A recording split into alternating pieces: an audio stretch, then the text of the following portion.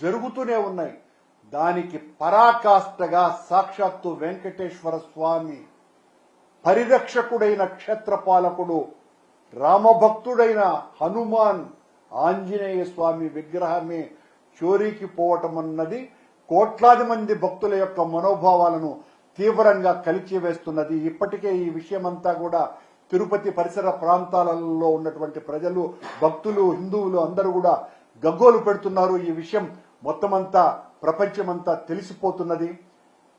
మీ పాలనలో ఇంత అధ్వాన్నమైనటువంటి పరిస్థితి, మీరెంతసేపు విఐపి భక్తులకు ఊడిగం చేయటానికి, వాళ్ల కాళ్ల దగ్గర సాగిల పడటానికి, బ్లాక్ లో టికెట్లు అమ్మటానికి, వీటి మీద కేంద్రీకరించి మా మీద దాడి చేయటానికి సమయాన్నంతా కూడా వృధా చేస్తూ స్వామివారి భక్తిలో మునిగి స్వామివారి సేవ అన్నది పూర్తిగా మర్చిపోయినటువంటి మీరు పరిపాలన సాగిస్తున్నటువంటి స్థితి ఉన్నది. కనుకనే ఇంత ఘోర అపచారం.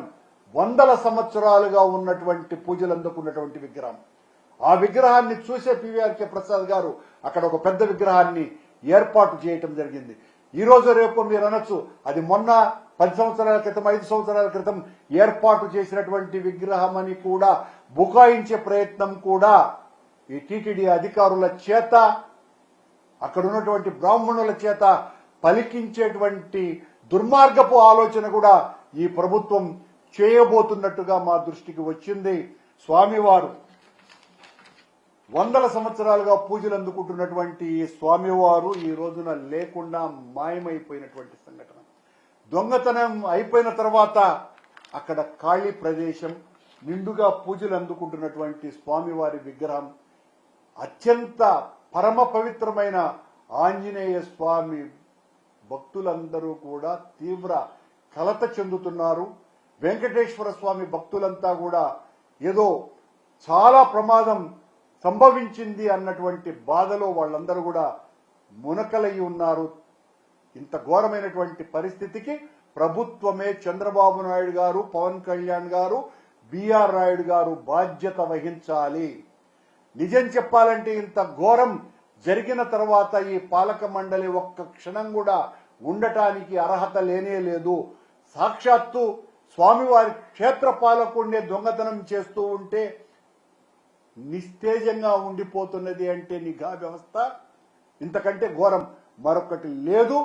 దీని మీద మొత్తం భక్తలోకమంతా కూడా, హిందువులందరూ కూడా పడుతున్నటువంటి ఆవేదన అంతా ఇంత కాదని, ఈ ఘోరమంతా కూడా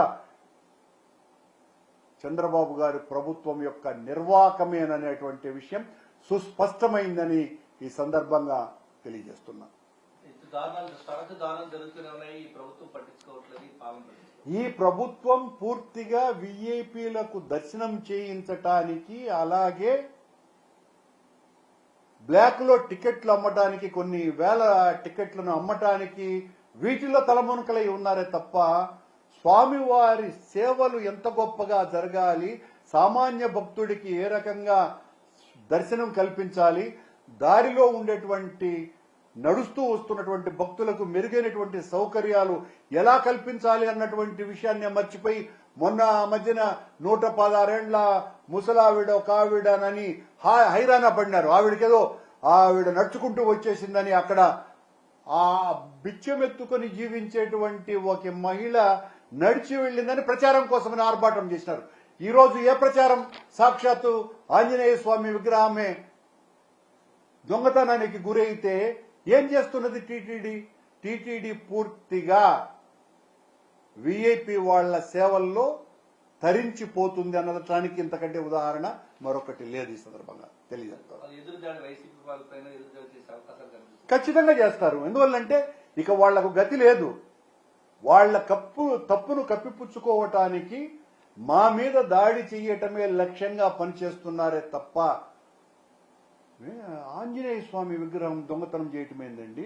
అది కూడా వెంకటేశ్వర స్వామి ప్రాపర్టీ దొంగతనం చేయటం ఏంటండి? ఎలా దొంగతనం అవుతుంది? అందులోనూ కూడా రోజు 25 నుంచి 30,000 మందికి పైగా పూజలు చేసేటువంటి, దర్శనం చేసుకునేటువంటి ఆంజనేయ స్వామి విగ్రహాన్ని దొంగతనం చేసేటువంటి స్థితికి ఈ పాలక మండలి తీసుకువెళ్ళింది అంటే ఇంతకంటే దారుణం మరొకటి ఉన్నదా? ఏం చేస్తున్నాడు బిఆర్ నాయుడు గారు? ఏం చేస్తున్నారు ఈ అధికారులంతా కూడా? చాలా దారుణాతి దారుణమైనటువంటి విషయం ఇది. మరిన్ని అప్డేట్స్ కోసం ఛానల్ ను సబ్స్క్రైబ్ చేయండి. నోటిఫికేషన్స్ కోసం బెల్ ఐకాన్ పై క్లిక్ చేయండి.